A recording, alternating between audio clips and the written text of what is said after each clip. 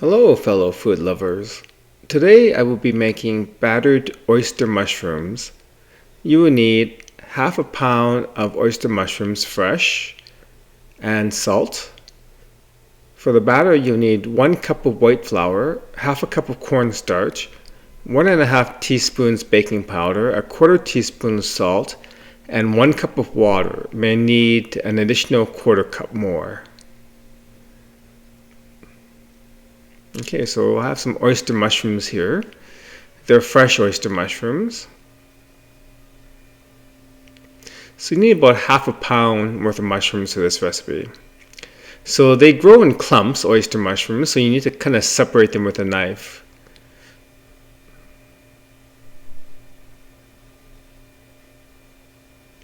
There's no roots or anything that usually come with oyster mushrooms, so you don't need to trim them off. But if you do have something that looks like a root, just cut it off. This batch didn't have any. If you've got a fairly large cap, you could cut it in half as well. Okay, so there you have it. All the oyster mushrooms are prepped. So I'm going to make the batter now. So we need 1 cup of white flour,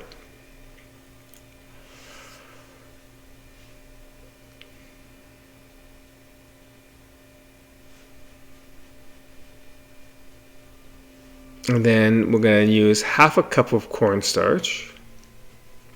The cornstarch is quite important for this batter. It's what makes the batter crispy after it's deep fried. If you skip the cornstarch and just use white flour, it won't be crispy. Okay, that's about half a cup of cornstarch.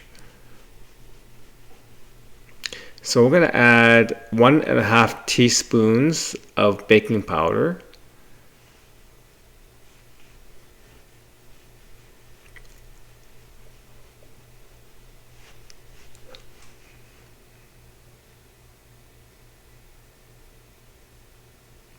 And a quarter teaspoon of salt.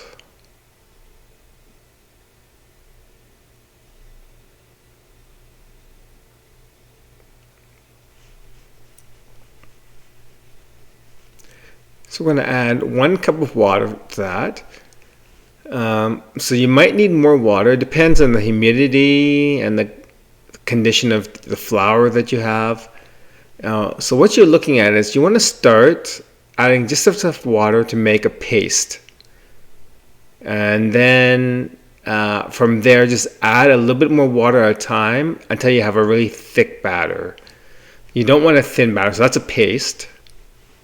So we're going to add a quarter cup of water more and see how that works.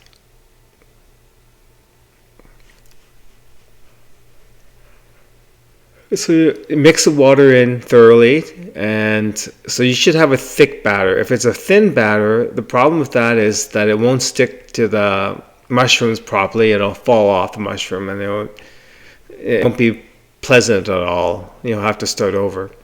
Okay, so that's a pretty thick batter. It's, viscous, but it's thick. It's not clumpy like paste. Okay, so I have a wok half filled with oil. It's on high heat. So to test the temperature, it's been on high heat for about 5 minutes.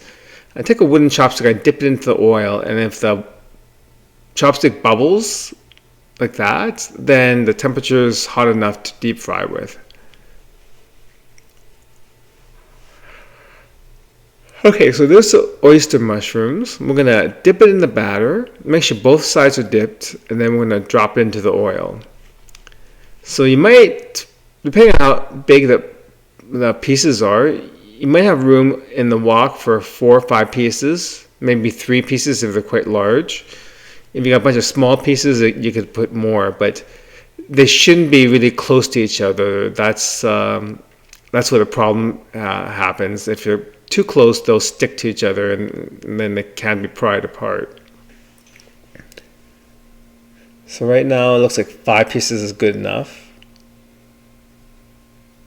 So you can let it fry on one side for a couple of minutes and then turn it over, because the bottom will brown faster than the top part that's sticking above the oil.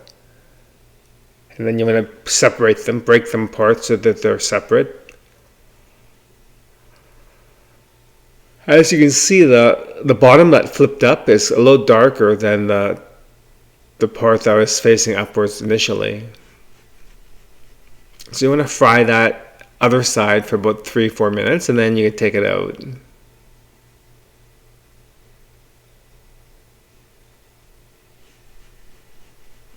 So the wok is on high heat the whole time I'm deep frying.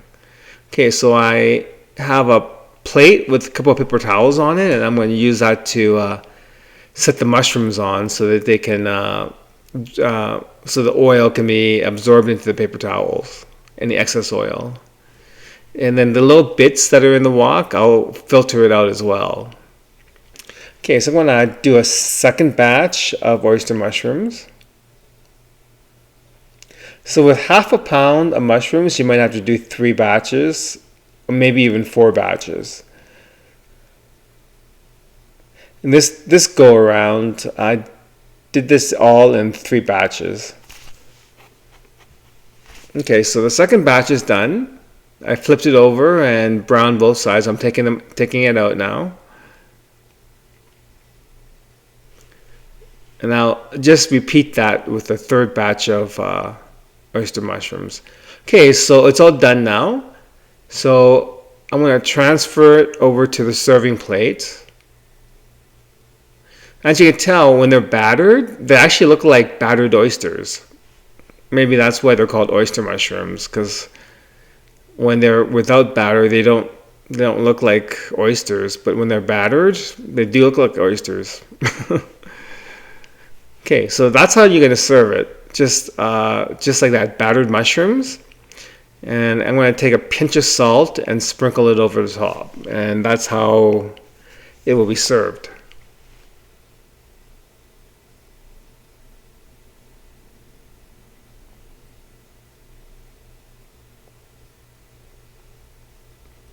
Okay, battered oyster mushrooms. Okay, bon appetit.